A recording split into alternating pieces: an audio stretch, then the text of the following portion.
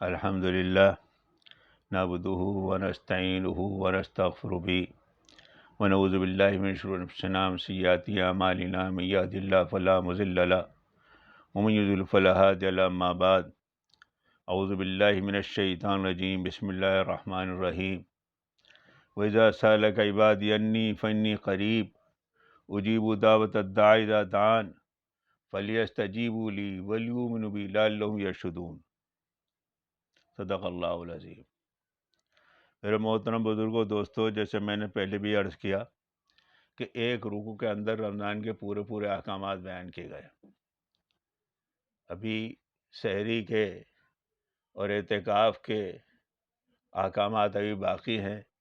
بیچ میں ایک آیت اللہ تعالیٰ نے ایسی ڈال دی دعا کے سلسلے میں، نہ اس کے پیچھے سے کوئی تعلق نہ آگے سے۔ ہمارے ایک استاد کہا کرتے تھے بالکل ایسا محسوس ہوتا ہے کہ اللہ کو رمضان کے احکامات بتاتے بتاتے ایسے جیسے اپنے بندوں پہ پیار آ گیا۔ ایک دوست پر اذا سالک عبادی انی فانی قریب، جب تم سے میرے بندے میرے بارے میں پوچھے تو کہہ دو میں بہت قریب ہوں، دعا کرنے والی کی دعا کو قبول کرتا ہوں۔ ہاں، وہ بھی چاہیے حکمان میرا اور یقین لائیں مجھ پر تاکہ نیک راہ پر آئے۔ دوستو، دعا مانگنا خاص کر رمضان میں افطار کے وقت دعائیں بہت قبول ہوتی ہیں۔ الصائم عند الفطرۃ دعاء مستجابۃ، حضور صلی اللہ علیہ وسلم نے فرمایا خاص افطار کے وقت دعا بہت قبول ہوتی ہے۔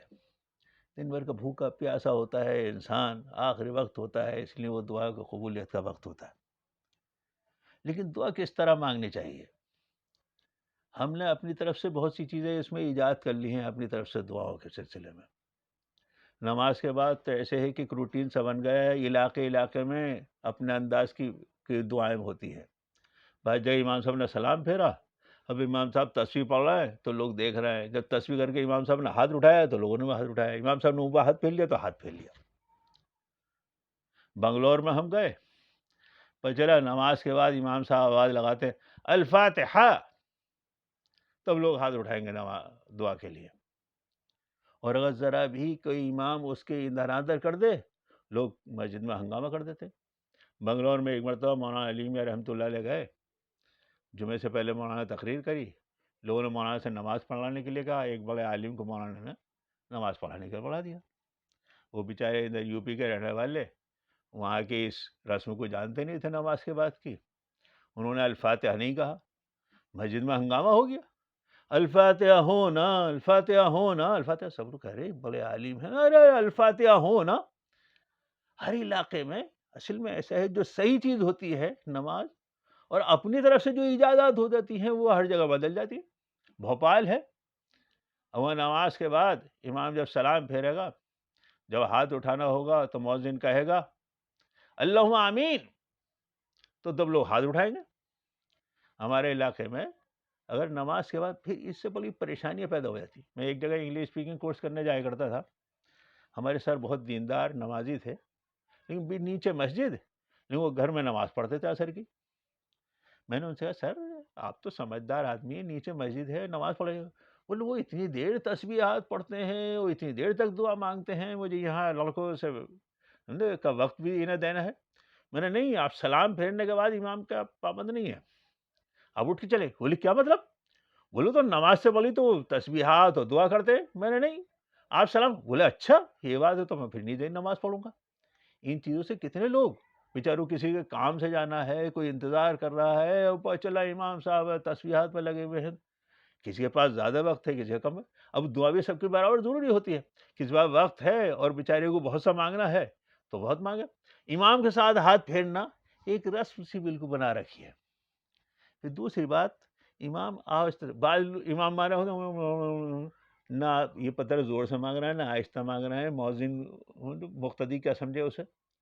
بھائی اپنی اپنی دعا مانگو، سب آہستہ سے۔ فرمایا گیا ادعوا ربکم تضرعا وخفیا ودون الجہر، آہستہ سے دعا مانگو، تضرع ہو، زاری ہو اس کے اندر۔ بقول مفتی شفیع عثمانی صاحب کہ دعا مانگتے تھوڑا ہی ہیں آج کل، پڑھتے ہیں دعا مانگی نہیں جاتی۔ دعا مانگنے اور پڑھنے میں لوگوں فرق ہوتا ہے، یاد کرو، یاد رکھو اس بات کو۔ دعا مانگنا آہوزاری کے ساتھ، استظار کے ساتھ، اللہ سے لجاجت کے ساتھ، اس سے وہ کوئی دوسری چیز ہے بالکل. حجاج ثقفی ایک مرتبہ حرم شریف میں گیا تو ایک نابینا بیٹھا ہوا دعا مانگ رہا تھا. حجاج نے ہلکا سا پاؤں مارا اس کے. وہ نابینا بولا کون؟ اور میں نے حجاج بن یوسف. وہ کانپ گیا. وہ بڑا ظالم شخص تھا, 1,60,000 لوگ اس نے قتل کرائے, بڑا ظالم تھا. وہ کانپ گیا نابینا. اے اندھے کیا مانگ رہا ہے؟ آنکھیں مانگ رہا ہوں. اچھا آنکھیں مانگ رہا ہے؟ میں جا رہا ہوں طواف کرنے کے لیے, اگر میرے 7 چکروں سے پہلے تجھے آنکھ نہیں ملی تو تیری گردن مار دوں گا. اور سب حجاج ثقفی کی زبان سے نکلا ہوا جملہ اسے اپنی گردن صاف ہوتی ہوئی نظر آنے لگی. اب جو صاحب اس نے دعا مانگی, اللہ تعالیٰ اب تک تو آنکھوں کا مسئلہ تھا, اب تو جان کے لالے پڑ گئے. حجاج ثقفی نے 7 چکر لگائے. وہ واپس آئے تو نابینا کو آنکھیں مل چکی تھی. انہیں کیا ہوا؟ بولے آنکھیں مل گئیں. بولے جس طرح دعا تو پہلے مانگ رہا تھا نہیں, زندگی بھر مانگتا رہتا تو آنکھیں نہیں ملتی. آنکھیں اس طرح دعا مانگنے سے ملتی ہیں, ایسے بالکل لپٹ کے اللہ سے, جیسے جان پہ بنی ہوئی ہے, اس طرح مانگنے سے دعا ہے. پھر یاد رکھو دوستو, اللہ سے اگر ہم مانگیں گے تو اللہ ضرور دیتا ہے. اللہ ضرور دیتا ہے. بندوں سے آپ بار بار مانگیں گے تو بندے ناراض ہو جاتے ہیں. اللہ بار بار مانگنے سے خوش ہوتا ہے. چھوٹی سے چھوٹی چیز اللہ سے مانگو, بڑی سے بڑی چیز اللہ سے مانگو.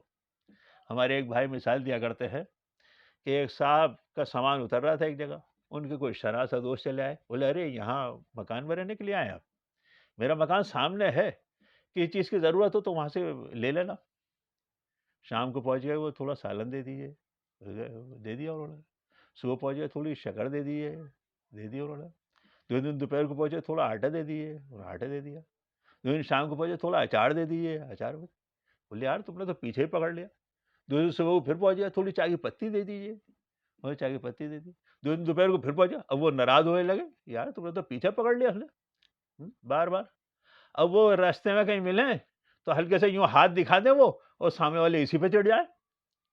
دوستو دنیا والے زیادہ مانگنے سے ناراض ہوتے ہیں, اللہ زیادہ مانگنے والے سے خوش ہوتا ہے. بار بار مانگو, چھوٹی سے چھوٹی چیز مانگو, بڑی سے بڑی چیز مانگو, ہر چیز مانگو, اور دنیا بھی مانگو. اللہ تعالیٰ منع نہیں کرتا, دنیا مانگو. ربنا آتنا فی الدنیا حسنۃ وفی الآخرۃ حسنۃ وقنا عذاب النار. اللہ سے دنیا ہی مانگو اور آخرت مانگو, لیکن مانگنے کا انداز ہو.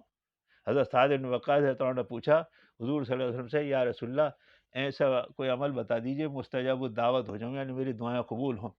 آپ نے فرمایا سعد اپنی کھانے کو حلال کا کر لو, مستجاب الدعوات ہو جاؤ گے. کھانا حلال کا کھاؤ, مستجاب الدعوات ہو جاؤ گے.